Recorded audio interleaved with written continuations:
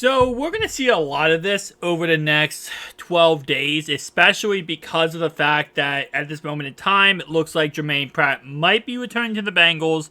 It's not 100%, and based on what we understand, because of Joe Burrow extension, a lot of the Bengals are going to have to get their contract worked out in free agency rather than before free agency because of the fact that Burrow needs to get his extension done.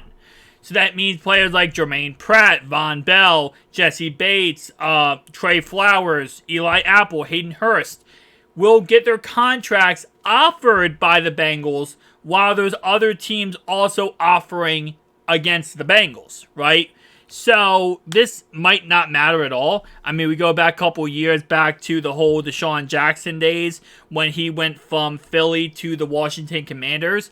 And what's funny is when he hit the free agency, Philly offered him the most money. Washington offered him the least. And you know what Deshaun said? I want to go to Washington. So it's possible, Von Bell gets offered by 7 different teams, but he takes Cincinnati, even if Cincinnati's the least amount of money. So with Jermaine Pratt possibly not returning, a player that is being talked about a lot is Lavonte David.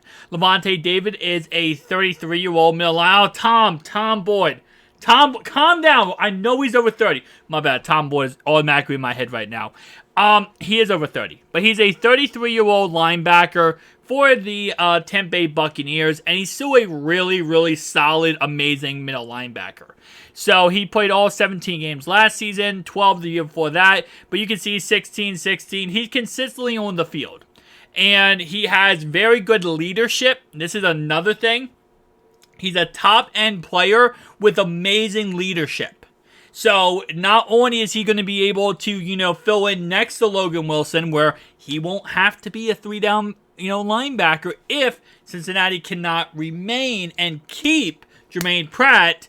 He could be that guy to come in, be that third or be that first and second down role, but also teach any rookie player. Joseph is guy comes to my mind who is young right now. Kind of lead him in the correct direction on how to become a really star player.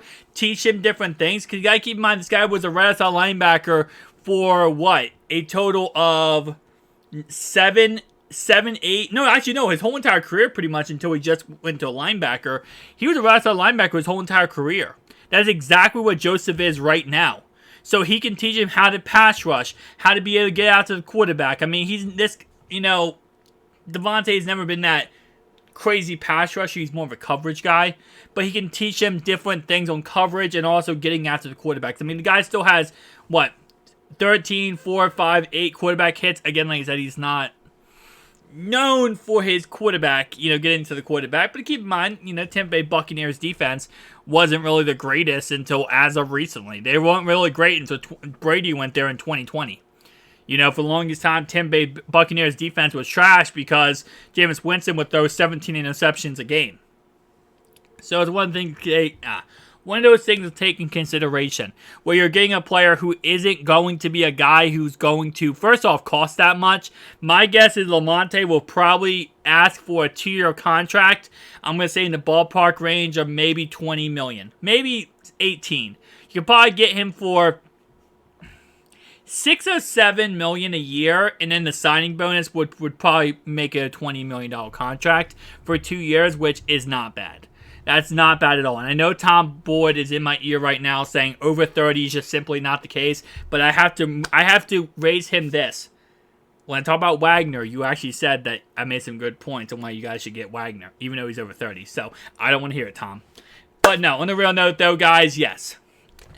I don't think it's a bad pickup. I think it would be a solid player. And again, this is all if you don't keep Jermaine Pratt. So you keep Jermaine Pratt, David's out the window. Wagner's out the window, right? All these guys are out the window if you keep Jermaine Pratt. But at the end of the day, Jermaine Pratt's going to cost an arm and a leg. And you never know when you hit free agency what's going to happen. He wants to get paid big money. He does. He wants to get huge money.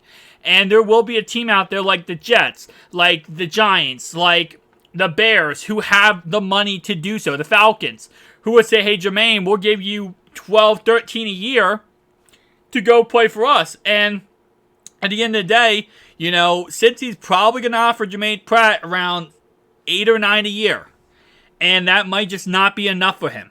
And if it isn't, it isn't. And this is why there's other options on the table that we talk about and we discuss on this channel, because at the end of the day, the point of this channel is that even if certain players don't come back, there's always a chance to get other players to come in.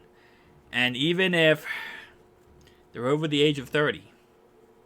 Because I know that is something that the Bengals do not do. But you know what? There's a first time for everything.